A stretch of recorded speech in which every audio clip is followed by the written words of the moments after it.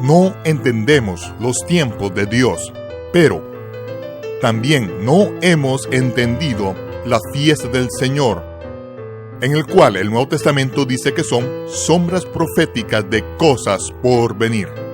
Las profecías en las fiestas del Señor, presentado por Michael Root. Shalom, soy Michael Root y os hablo desde el lugar de las trompetas en el monte del templo.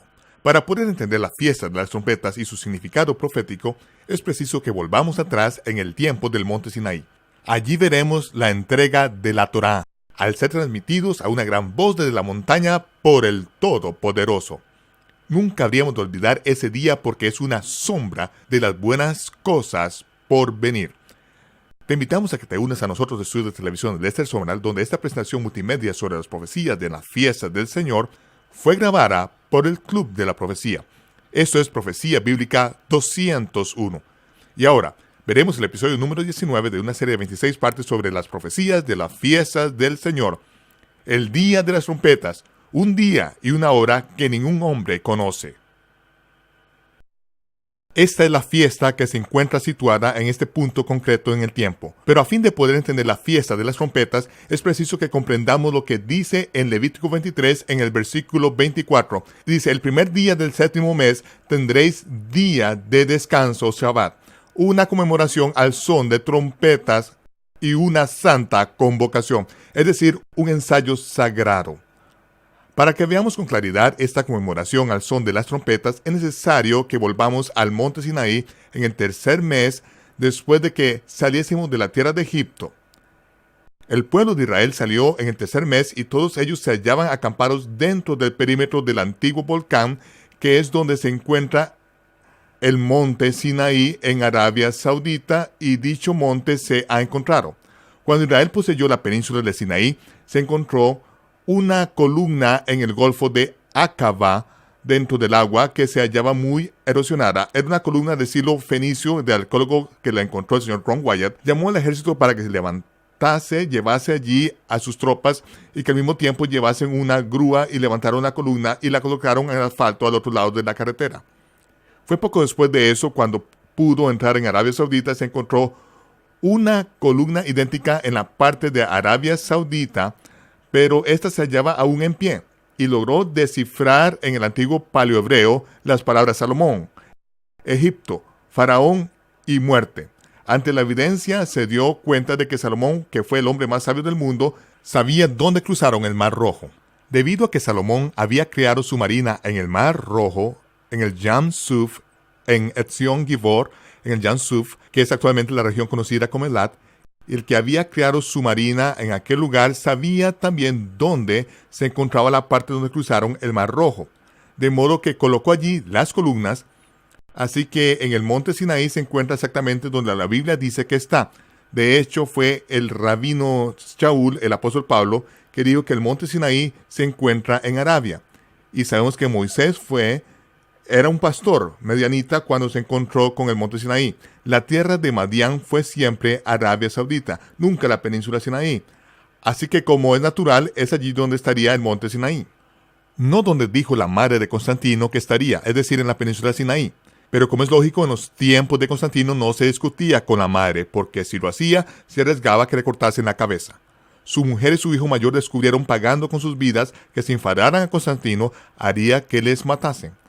Constantino no fue nunca un seguidor del Mesías. Fue un emperador romano, adorador del dios Sol, adorador del Sol Invictus Mitra, hasta el mismo día de su muerte. Todo lo que estaba haciendo era crear una religión para un mundo con un gobierno único, a fin de que pudiesen fundir todo el paganismo juntamente con aquellos cristianos a los que no pudo doblegar. Consiguió que llegasen a un arreglo y creó una nueva religión en esos momentos. Una religión de la que aún estamos intentando de librarnos. Aún seguimos esforzándonos por regresar a la fe que una vez fue transmitida a los santos, porque lo que hemos heredado de hecho es una religión muy, muy mala. Así que es en el monte Sinaí, en Arabia Saudita, donde el pueblo de Israel acampó dentro de los bordes del antiguo volcán, más o menos a 1 milla del pico del monte Sinaí. Y mientras estábamos acampados allí, Moisés ascendió a la montaña para encontrarse con el Señor. Cuando subió allí, fue cuando el Señor hizo una ketubá, un acuerdo con Moisés. El acuerdo fue el siguiente: desciende al pueblo, tú eres mi mensajero, eres mi Sholoah, al que yo mando. Desciende junto al pueblo y diles que si guardan mis mandamientos, les convertiré en un sacerdocio santo, que serán sacerdotes míos ante todo el mundo. Y yo haré de ellos una nación aparte, un pueblo que es santo y apartado del resto de los pueblos de la tierra, si guarda mis mandamientos. De modo que Moisés descendió de la presencia del Señor, regresó junto al pueblo y les dijo: esto es lo que dice Yahweh: si guardáis sus mandamientos, hará de vosotros un sacerdocio santo, una nación santa, un pueblo apartado. Cuando descendió con ese mensaje, el pueblo no sabía cuáles eran los mandamientos. Él les dijo: tan solo si estáis dispuestos a guardar mis mandamientos. El pueblo podría haber dicho: ¿a qué mandamientos te refieres? Y Moisés hubiese dicho: eso no es parte del trato. Lo primero que tenéis que hacer es aceptarlos y guardarlos, incluso antes de que los dé. Esa es la esencia del señorío. Cuando decimos que alguien es Señor, eso quiere decir que digan lo que digan, lo vas a hacer. Tú te estás comprometiendo con esa persona antes de saber cuáles son los detalles y estás de acuerdo en guardar sus mandamientos, porque has visto que te ha liberado de la tierra de Egipto. Has visto que ha destruido los carros y el ejército de Faraón en el fondo del Mar Rojo, al pasar tú por tierra seca. Cuando has visto eso, te has dado cuenta de que Dios es tu libertador. Pero la cuestión es: ¿vas a obedecerle? ¿Estás dispuesto a guardar sus mandamientos aunque no sepa cuáles son? Y el pueblo dijo en total acuerdo: sí, guardaremos tus mandamientos. Estamos de acuerdo con lo que nos has propuesto Dios. Así que Moisés volvió a subir al monte y le dijo al Señor: el pueblo está de acuerdo. De manera que Dios le habló a Moisés diciendo: voy a hacer algo delante de todo el pueblo de Israel. Voy a hacer algo para manifestar mi poder, de tal modo que a partir de este momento todo el mundo en Israel creerá que tú eres mi enviado. Tú eres mi enviado, tú eres mi Sholoah, mi apóstol, tú eres el que viene de mi parte y el que habla por mí al pueblo.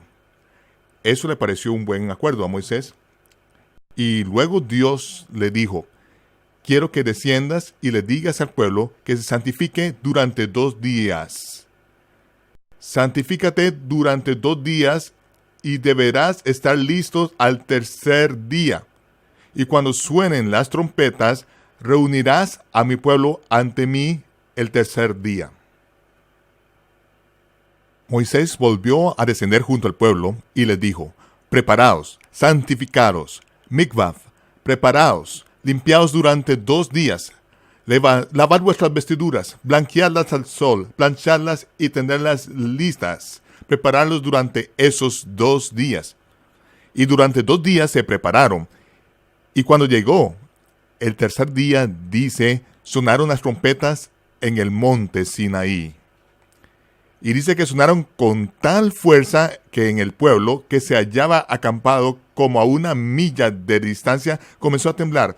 Estaban a 1 milla de distancia, pero era tan fuerte el sonido que el pueblo comenzó a temblar, y entonces supieron lo que debían de hacer.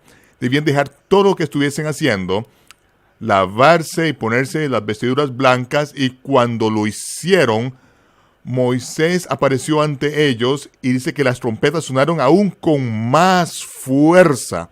Y si ya habían sonado con fuerza hasta el punto de hacer que temblasen a 1 milla de distancia, ahora sonaron aún más fuerte. Tal fue el estrépito que incluso a 1 milla de distancia estaban temblando, y Moisés les dijo: seguidme, de modo que le siguieron. Entonces los millones de israelitas siguieron a Moisés y se acercaron a la montaña. Al llegar junto al pie de la montaña y acercarse, comenzaron a temblar. Cada paso del camino era tan difícil dar a causa de sus temblores al acercarse a la montaña, y sobre ellos había una columna de fuego, como un horno de fuego que ascendiese del cielo y derritiese la cima de la montaña. La nube del horno las cubría en una experiencia tan impresionante que se quedaron parados, temblando, y de repente las trompetas dejaron de sonar. ¡Bum! Hubo un silencio sepulcral en la cima de la montaña, y Moisés llamó a Dios a gran voz y dice que Dios le contestó a Moisés diciendo: Moisés, sube aquí, ven junto a mí. Y Moisés ascendió ante el Señor caminando derecho hacia el horno de fuego delante de todo Israel. En aquel momento, Moisés no necesitó quien avalase su currículum. Eso era todo. Dios le habló a Moisés delante de todo el mundo y le dijo que ascendiese ante él, y cualquiera al que Dios le hable y camine hacia él, a partir de ese momento van a creer en él.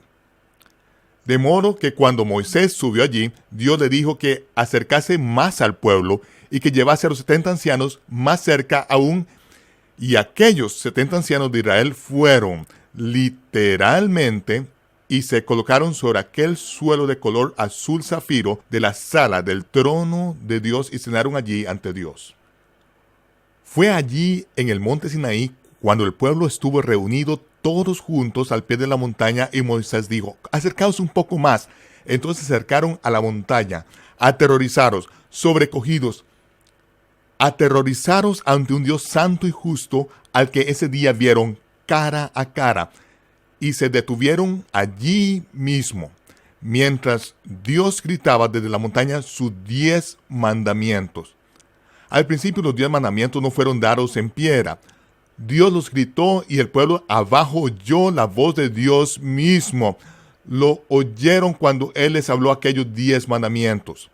De modo que cuando fueron pronunciados los 10 mandamientos en voz alta, el pueblo, de común acuerdo, le dijo a Moisés: por favor, Moisés, por favor, no permitas que Dios nos vuelva a hablar jamás. Por favor, tememos que si Dios nos vuelve a hablar, nos moriremos. Era algo que les hacía temblar. Por eso dijeron: si tú quieres hablar con Dios, de ahora en adelante que Dios te hable a ti, y lo que Él te diga, tú nos lo dices a nosotros, y obedeceremos, lo prometemos. Pero no permitas que Dios nos vuelva a hablar de nuevo. Tenemos miedo a morirnos. Y Dios prestó atención al pueblo. De modo que a partir de ese día, Dios le habló a Moisés cara a cara, como lo haría a un amigo. Y lo que Moisés le dijo a partir de entonces, Israel escuchó y obedecieron. Pero Dios le dijo a Moisés que informase al pueblo: Israel, no quiero que nunca os olvidéis de este día. No olvidéis nunca este día. De modo que de ahora en adelante, en el 7º mes, el primer día del 7º mes, tendréis una conmemoración al son de trompetas. Recordaréis este día mientras viváis para siempre, y deberá ser un estatuto por todas vuestras generaciones para siempre, recordando este mismo día en que Dios dio sus mandamientos, cuando estabais reunidos en su presencia. Esto es algo que haréis el mes 7º, el primer día del mes. A pesar de que sucedió originalmente en la época de Shavuot, en Pentecostés, en el tiempo de la fiesta de primavera, pero ¿por qué lo trasladó Dios al mes 7º, al primer día del mes?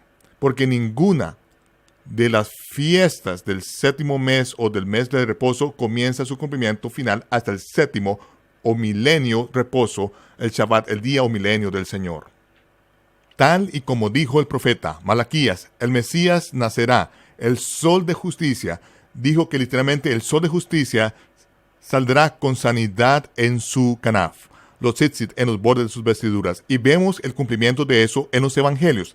La mujer que tenía el flujo de sangre, que se agarró a los tzitzit de su túnica, agarrándola mientras confesaba que él era el Mesías. Aquella mujer pudo ser apedreada allí mismo por atreverse a tocar a un rabino kosher. Pero a pesar de ello, cuando se encontró con un dedo ante su rostro y preguntaron: ¿quién me ha tocado?, ella no lo negó, sino que confesó: yo lo hice porque sabía que era el Mesías, sería sanada. Y tal como los rabinos enseñan, que al igual que el sol fue creado en el 4º día, también el Mesías habría de venir en el 4º día, y literalmente el 15 de Tisri del año 3999, cuando faltaban menos de 18 meses para el 4º milenio, la palabra se hizo carne y puso su tabernáculo entre nosotros. Han pasado ya 2 días o 2000 años desde que vino la primera vez y puso su tabernáculo entre nosotros Han pasado 2 días. El año 6001 de la creación empieza el 7º milenio o milenio del Shabbat. Después de 2 días, Oseas dice, nos hará revivir y al tercer día nos levantará y viviremos delante de él. Y estamos pronto al comenzar el tercer día. Vamos a presenciar algo que será realmente poderoso. Dios se va a mover de una manera tan increíble que, a partir de ese momento, todo Israel conocerá a su Mesías. De la misma manera que nunca dudaron de Moisés después de ese momento, Moisés habló sobre un profeta que había de venir, que si el pueblo no le escuchaba y obedecía, serían cortados. Y ese profeta es el Mesías. Dios se dispone a hacer algo que conmoverá a toda la tierra, de modo que cambiará la manera que el mundo entero entiende las cosas. Ahora, el día primero de Tishri es el día de los anuncios. Es el día en que fueron dados los 10 mandamientos. Pero además, fue el día en que apareció el primer indicio de la luna nueva en Tishri primero, que anunciaba el nacimiento del rey justo, el león de la tribu de Judá. Además, va a ser el anuncio de la confirmación del pacto del que habló el profeta Daniel. Y al mismo tiempo, es una imagen de la resurrección en el último día. Eso es algo que veremos en los evangelios al llegar a ese punto en particular. Vemos que la iniciación de esta fiesta tiene lugar en el monte Sinaí. Y siempre sucede en un día y en una hora que nadie sabe. Hay que prepararse por adelantado. Nos preparamos por adelantado porque conocemos los tiempos y las estaciones, pero nunca sabemos ni el día ni la hora. Entre los judíos de Israel ahora es una fiesta de 2 días de duración. ¿Por qué? Porque no quieren perdérsela. Pero eso es perderse el significado. No se supone que debamos saber cuándo sucederá, pero sí que nos preparemos por adelantado y cuando suene esa trompeta habrá llegado el momento. Así es como debemos enseñarlo, porque es la sombra de una imagen que habrá de cumplir el Mesías y es algo que veremos al continuar. Desde el 1 al 10 de Tishri hay 10 días de reverencia que llevan al día de la expiación, que es el día más sagrado de todo el año.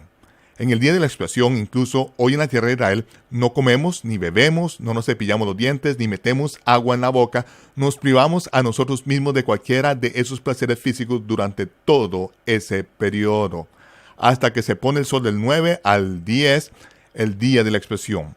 No se conducen autos, no aterrizan aviones, hay silencio en la tierra de Israel hasta el día de hoy. Ha sido siempre el día más sagrado de todo el año en el calendario de Dios. Pero antes están los 10 días reverenciales. En la sociedad agricultural, lo que sucede durante esos 10 días es que traemos el grano al almacén, separando el trigo de la cizaña. Luego la cizaña se aventa en una punta de la era, amontonándola en ella, y al final de esos 10 días quemamos esa cizaña, la quemamos con un fuego que no se apaga. Son estos 10 días los que se conocen como los días de reverencia, que son los días de introspección. Examinamos el año pasado y contamos dónde plantamos, dónde regamos, dónde hemos trabajado la tierra, dónde hemos hecho lo que se suponía que debíamos de hacer, y sabemos que las ganancias que se están cosechando son el resultado directo de lo que hemos estado sembrando. Puede ser un tiempo gozoso, pero en muchas ocasiones es el momento en que vemos la escasa cosecha y nos damos cuenta de que si nos hubiésemos despertado un poco antes, si hubiésemos salido y plantado otro campo, si hubiésemos usado una semilla mejor y lo hubiésemos plantado en un campo mejor, ahora tendríamos una cosecha más abundante, pero lo que tenemos es todo lo cuanto vamos a tener y tendrá que durarnos todo el tiempo hasta la próxima cosecha. No hay manera de compensar por lo que no se ha hecho antes. De modo que es un momento de introspección y de enfrentarnos con la realidad. Además es un tiempo en el que confesar nuestros pecados, prepararnos para el día de expiación. Porque ese día es al mismo tiempo el día del juicio. Se llama el día de la expiación porque la expiación la tenemos gratis y a nuestro alcance. Y es lo que se enfatiza. Pero aquellos que no se han expiado serán juzgados en ese día. Por lo tanto, ese día de la expiación nos lleva a 5 días después a la fiesta de los tabernáculos. Eso es lo que vemos que sucede en el relato del Evangelio. Dicen en el capítulo 7 del Evangelio de Yohanan, de Juan, que durante ese verano, el Mesías envió a sus 70. Y al final del verano se volvieron a reunir de nuevo. Ahora bien, al final del verano se celebra la fiesta de las trompetas. Pero dice que él no caminó entre los dirigentes religiosos, los judíos que estaban en Jerusalén, porque querían matarle. Ellos lo sabían y también sus discípulos. Él lo sabía. Todo el mundo sabía que él había suscitado una gran animosidad al trastornar su sistema religioso, porque querían matarle. Así que dice que él no andaba entre los judíos en Jerusalén, sino que permanecía en la región norte del mar de Galilea. Y allí, en lugar de subir para la fiesta de las trompetas, se quedó al otro lado del mar de Galilea, en las montañas, y estaba alimentando a los 5,000 allí. Porque desde allí, desde aquel lugar ventajoso, no solo podía ver el primer indicio de la luna nueva, sino que podía ver las hogueras que se estaban encendiendo por toda la tierra de Israel. Así que fue allí donde permaneció para el día de las trompetas. Es importante que nos fijemos que no es obligado subir para la fiesta de las trompetas. No hay ninguna norma que requiera que nadie asista a la fiesta de las trompetas. De hecho, estás ocupado, estás trabajando, y cuando suene la trompeta, donde quiera que estés, ¡boom! Justo en ese momento será el día de las trompetas para ti, seas quien seas. De modo que después del día de las trompetas, él cruza el mar de Galilea, va hacia Capernaum y entra en la sinagoga en el día del sábado, que es lo que enseña la sinagoga. Enseña sobre el último día y la resurrección. Y le resucitaré en ese último día. Es siempre el último día, que es el séptimo día, el séptimo milenio, y la resurrección. Lo resucitaré, lo resucitaré. Ese fue el tema de todo lo que habló allí en la sinagoga. ¿Por qué? Porque es la fecha del día de las trompetas. Y él está enseñando lo que tiene que ver con esta fiesta en particular. El Mesías está interpretando todas las fiestas en los evangelios, de modo que sepamos qué significado concederle a estas cosas. Así que cuando vamos al libro de Apocalipsis, podemos ver de qué modo cumple el Mesías estas cosas, porque ya nos los ha dicho en los evangelios. Pero si no entendemos las fiestas cuando leemos los evangelios, no sabemos lo que él está enseñando, lo que está interpretando y lo que está dejando claro. Por eso es que las fiestas son tan importantes. Así que ahora, después de él haber estado enseñando, faltan solo unos pocos días para Yom Kippur, el día de la expiación. Y una vez más, durante el día de la expiación, es grato y maravilloso estar en Jerusalén para la fiesta, pero no es obligatorio estar en Jerusalén en esa fecha. Dios lo tenía todo planeado. Él sabía lo que estaba haciendo. Así que, viendo que le querían matar allí, Yahshua se marchó hacia las montañas, llevándose a 3 de sus discípulos, a Pedro, Santiago y Juan. Y cuando estuvo en el campo, en las montañas, dice, se le aparecieron Moisés y Elías. Fue entonces cuando sucedió la transfiguración, en el día de la expiación.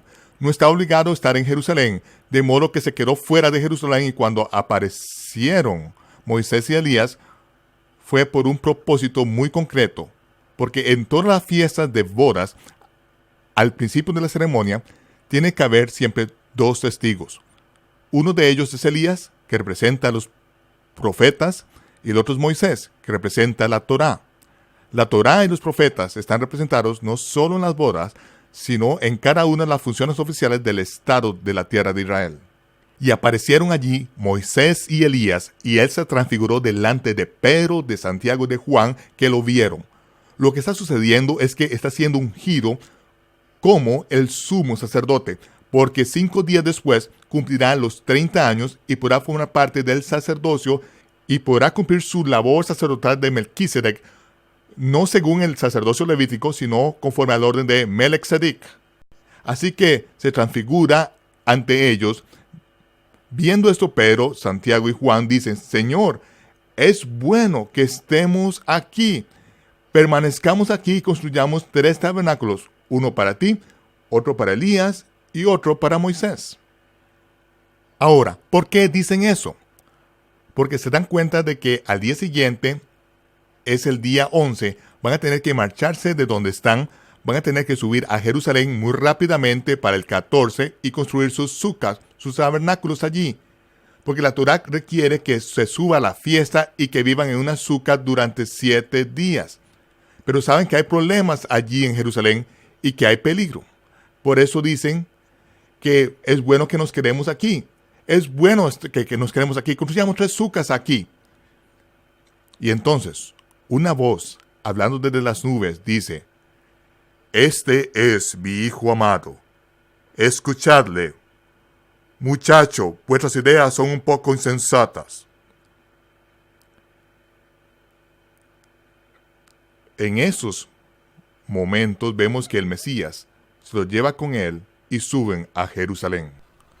Michael Rood regresará en tan solo unos momentos.